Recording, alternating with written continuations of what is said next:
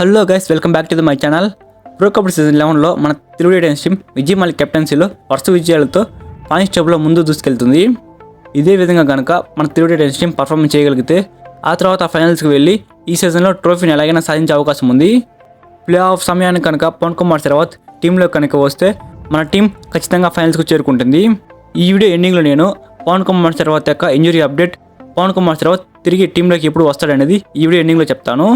అంతకంటే ముందుగా మన తెలుగు టైటన్స్ టీం లాస్ట్ మ్యాచ్లో బెంగాల్ వారియర్స్ టీంతో తలపడింది. ఈ మ్యాచ్లో బెంగాల్ వారియర్స్ 32 పాయింట్లు, మన తెలుగు టైటన్స్ టీం 34 పాయింట్లు. 2 పాయింట్ల తేడాతో బెంగాల్ వారియర్స్ టీం మీద మన తెలుగు టైటన్స్ టీం ఘన విజయం సాధించింది.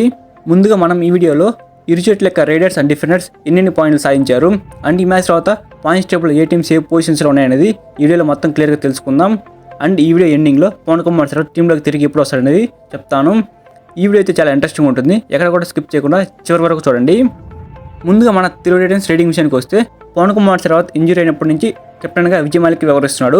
ఈ మ్యాచ్లో విజయ్ మాలిక్ మొత్తం 19 రైడ్లు చేస్తే 10 టచ్ పాయింట్లు, 1 బోనస్ పాయింట్ సాధించాడు. ఓవరాల్గా ఈ మ్యాచ్లో 11 పాయింట్లు అయితే విజయ్ మాలిక్ సాధించడం జరిగింది. ఈ మ్యాచ్లో విజయ్ మాలిక్ అయితే కెప్టెన్ ఇన్నింగ్స్ ఆడి మ్యాచ్ అయితే గెలిపించాడు.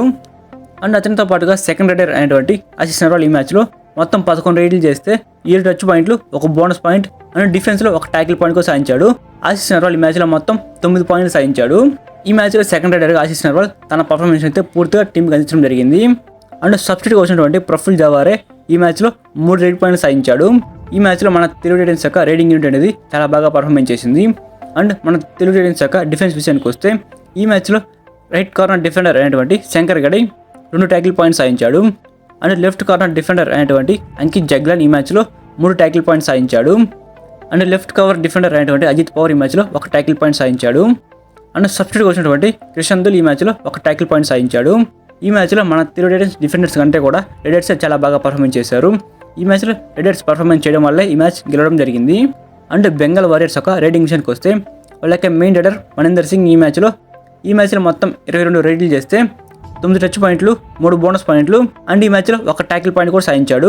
మొత్తం మనీందర్ సింగ్ ఈ మ్యాచ్లో 14 పాయింట్లు అయితే సాధించడం జరిగింది. అండ్ బెంగాల్ వారియర్స్ యొక్క సెకండ్ రైడర్ అయినటువంటి ప్రణయ్ రాణా ఈ మ్యాచ్లో కేవలం 2 పాయింట్లు మాత్రమే సాధించాడు. ఈ మ్యాచ్లో బెంగాల్ వారియర్స్ యొక్క సెకండ్ రైడర్ అయితే పూర్తిగా ఫెయిల్ అవడం జరిగింది. అండ్ బెంగాల్ వారియర్స్ యొక్క డిఫెన్స్ విషయానికి వస్తే వీళ్ళకి కెప్టెన్ ఫజిల్ చెల్లి ఈ మ్యాచ్లో కేవలం 1 పాయింట్ మాత్రమే సాధించాడు.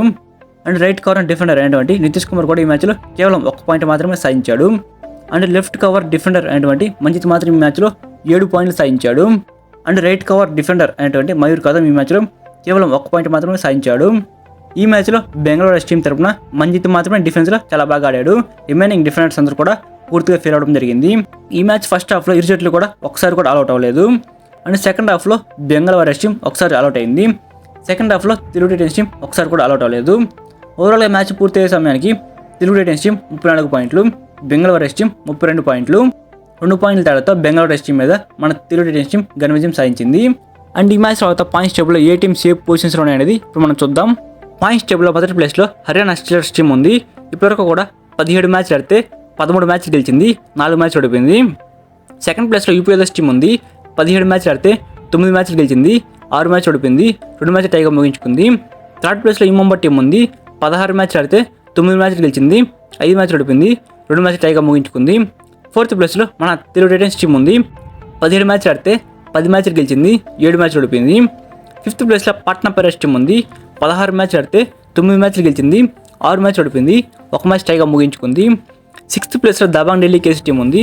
16 మ్యాచ్లు ఆడితే 7 మ్యాచ్లు గెలిచింది, 5 మ్యాచ్లు ఓడిపోయింది, 4 మ్యాచ్లు టైగా ముగించుకుంది. సెవెంత్ ప్లేస్లో జైపూర్ పింక్ పంథర్స్ టీం ఉంది. 16 మ్యాచ్లు ఆడితే 8 మ్యాచ్లు గెలిచింది, 6 మ్యాచ్లు ఓడిపోయింది, 2 మ్యాచ్లు టైగా ముగించుకుంది. ఎయిత్ ప్లేస్లో పునేరి పల్టాస్ టీం ఉంది. 17 మ్యాచ్లు ఆడితే 7 మ్యాచ్లు గెలిచింది, 7 మ్యాచ్లు ఓడిపోయింది, 3 మ్యాచ్లు టైగా ముగించుకుంది. నైన్త్ ప్లేస్లో తమిళ తలవాస్ టీం ఉంది. 16 మ్యాచ్లు ఆడితే 6 మ్యాచ్లు గెలిచింది, 9 మ్యాచ్లు ఓడిపోయింది, 1 మ్యాచ్ టైగా ముగించుకుంది. 10th ప్లేస్లో బెంగాల్ వారియర్స్ టీం ఉంది. 16 మ్యాచ్లు ఆడితే 4 మ్యాచ్లు గెలిచింది, 10 మ్యాచ్లు ఓడిపోయింది, 2 మ్యాచ్లు టైగా ముగించుకుంది. 11వ ప్లేస్లో గుజరాత్ జైంట్స్ టీం ఉంది. 16 మ్యాచ్లు ఆడితే 4 మ్యాచ్లు గెలిచింది, 10 మ్యాచ్లు ఓడిపోయింది, 2 మ్యాచ్లు టైగా ముగించుకుంది. 12th ప్లేస్లో బెంగళూరు బుల్స్ టీం ఉంది. 16 మ్యాచ్లు ఆడితే 2 మ్యాచ్లు గెలిచింది, 13 మ్యాచ్లు ఓడిపోయింది, 1 మ్యాచ్ టైగా ముగించుకుంది. సో ఇదనమాట ఈ మ్యాచ్ తర్వాత పాయింట్స్ టేబుల్లో ఏ టీమ్స్ ఏ పొజిషన్స్లో ఉన్నాయనేది. మన తెలుగు టైటన్స్ టీం అయితే 4th పొజిషన్లో ఉంది. ఈ సీజన్లో ఖచ్చితంగా మన తెలుగు టెన్నిస్ టీం ప్లే ఆఫ్స్కి వెళ్ళే అవకాశం అయితే ఉంది. అదేవిధంగా ఫైనల్స్కి చేరుకొని ట్రోఫీని సాధించాలని కోరుకుంటున్నాను. సో పవన్ కుమార్ శరావత్ యొక్క ఇంజరీ విషయానికి వస్తే ఈ సీజన్లో మన తెలుగు టెన్నిస్ టీం యూపీఎస్ టీంతో తలపడినప్పుడు పవన్ కుమార్ శరావత్కి లెగ్ ఇంజరీ కావడం జరిగింది. ఆ ఇంజరీ వల్ల పవన్ కుమార్ శరావత్ అప్పటి నుంచి మ్యాచెస్కి దూరంగా ఉన్నాడు. ఇది అందరూ తెలిసిన విషయమే. కానీ పవన్ కుమార్ శరావత్ తిరిగి టీంలోకి ఎప్పుడు వస్తాడంటే తెలుగు టెన్నిస్ టీం మేనేజ్మెంట్ ఇచ్చిన అనౌన్స్మెంట్ ప్రకారం ప్లే ఆఫ్ సమయానికైతే పవన్ కుమార్ శరావత్ టీంలోకి తిరిగి వచ్చే అవకాశం ఉందని చెప్పారు. అప్పటి వరకు కూడా పవన్ కుమార్ శరావత్కి రెస్ట్ అనేది అవసరము. ఆ తర్వాత ప్లే ఆఫ్ సమయానికి ఖచ్చితంగా టీంలోకి వస్తాడని చెప్పి టీం మేనేజ్మెంట్ అయితే చెప్పడం జరిగింది. మనమైతే ఖచ్చితంగా పవన్ కుమార్ శరావత్ని ప్లే ఆఫ్ సమయంలో టీంలో చూడబోతున్నాము. అప్పటి వరకు కూడా పవన్ కుమార్ శరావత్ టీంలో కనిపించే అవకాశం అయితే లేదు. సో టీంలో పవన్ కుమార్ శరావత్ లేకపోయినా కానీ విజయ్ మలిక్ కెప్టెన్సీలో మన తెలుగు టెన్నిస్ టీం అనేది చాలా విజయవంతంగా విజయాలు అనేది గెలుస్తూ వస్తుంది. అదే పవన్ కుమార్ శరావత్ కూడా టీంలో కనుక ఉండి ఉంటే మనం ఏ మ్యాచ్ అయితే ఓడిపోయి ఉన్నామో ఆ మ్యాచ్లో కూడా తెలుగు టెన్నిస్ టీం గెలిచి ఉండేది. పవన్ కుమార్ శరావత్ టీంలో లేకపోయినా కానీ మన తెలుగు టెన్నిస్ టీం చాలా కష్టపడి మ్యాచెస్ అయితే గెలుస్తుంది. చాలా గ్రేట్ అసలు. సో నా అభిప్రాయం ప్రకారం అయితే ఈ సీజన్లో ప్లే ఆఫ్ సమయానికి పవన్ కుమార్ శరావత్ కనుక టీంలో కనుక వస్తే ఖచ్చితంగా తెలుగు టెన్నిస్ టీం ఫైనల్స్కి చేరుకొని ఫైనల్స్లో ట్రోఫీని సాధిస్తుంది. సో పవన్ కుమార్ శరావత్ ఫ్యాన్స్ ఎవరైతే ఉన్నారో ఈ వీడియోకి లైక్ చేసి పవన్ కుమార్ శరావత్ త్వరగా టీంలోకి రావాలని కోరుకునే వాళ్ళు కింద కామెంట్ చేయండి. సో ఇదిగా ఈ వీడియో అయితే. సో ఇలానే మీరు డైలీ కబడ్డీ ఇన్ఫర్మేషన్ అనేది తెలుసుకోవాలంటే మన ఛానల్ని సబ్స్క్రైబ్ చేసుకొని పక్కన ఉన్న బెల్ సింబల్ని తాళం పెట్టుకోండి. Thank you for watching my video. Next video కలుసుకుందాం. Have a nice day guys.